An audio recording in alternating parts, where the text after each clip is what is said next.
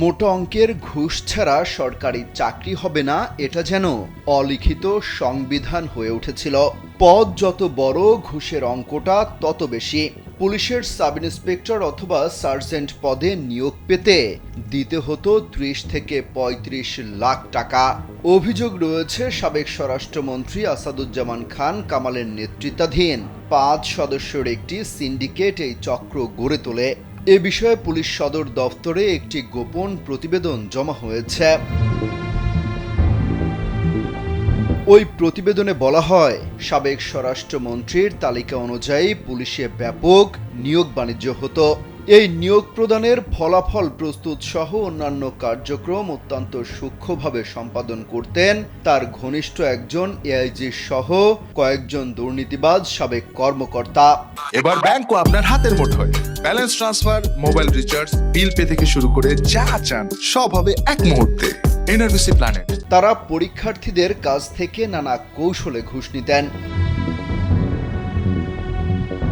এসব অন্যায় অপরাধের সাথে যারা জড়িত ছিলেন তাদের বিরুদ্ধে অভিযোগের তদন্ত শুরু হয়েছে, রাখা হয়েছে নজরদারিতে।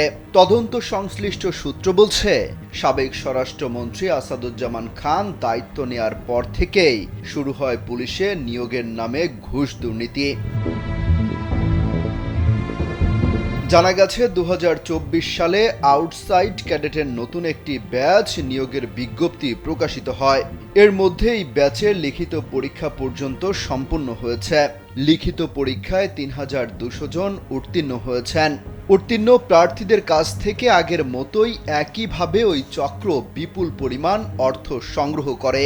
এই নিয়োগে সাবেক এক এআইজি ও যুগ্ম সচিব সরাসরি দুর্নীতির টাকা লেনদেন করতেন। মাঠ পরীক্ষা থেকে চূড়ান্ত নিয়োগ পর্যন্ত পার করার উদ্দেশ্যে এক একজন প্রার্থীর কাছ থেকে ৩০ থেকে ৩৫ লাখ টাকা প্যাকেজ আকারে তারা গ্রহণ করেছেন বলে অভিযোগ পাওয়া গেছে। তদন্ত সংশ্লিষ্ট পুলিশ সূত্র বলছে, সাবেক স্বরাষ্ট্রমন্ত্রীর সময়ে দুর্নীতির মাধ্যমে অনেক এসআই নিয়োগ দেওয়া হয়। প্রাথমিক তদন্তে অভিযোগ পেয়ে এরই মধ্যে বিষয়টির সত্যতা নিশ্চিত করে তদন্ত সংশ্লিষ্ট সূত্র বলছে, রাজধানীর উত্তর এলাকার দুটি ফ্ল্যাটে চক্রের সদস্যরা এই ঘুষের টাকা লেনদেন করতেন। এই চক্রে রয়েছেন স্বরাষ্ট্র মন্ত্রণালয়ের সাবেক ৩ কর্মকর্তা এবং পুলিশ সদর দপ্তরের একজন এআইজি।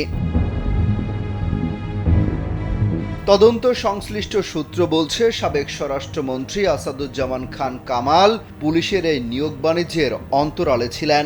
এই নিয়োগে সাবেক স্বরাষ্ট্রমন্ত্রীর পক্ষে এক একজন প্রার্থীর কাছ থেকে ২০ থেকে ২৫ লাখ টাকা ঘুষ নিয়ে পছন্দের তালিকা প্রস্তুত করা হয়। আর চাহিদা মতো ঘুষ না দিলে তাকে মৌখিক পরীক্ষায় ফেল করিয়ে দেওয়া হয়। এসব তথ্য তুলে ধরে একটি প্রতিবেদন প্রকাশ করেছে দৈনিক কালের কণ্ঠ। অমিত হাসান রবিন, কালবেলা।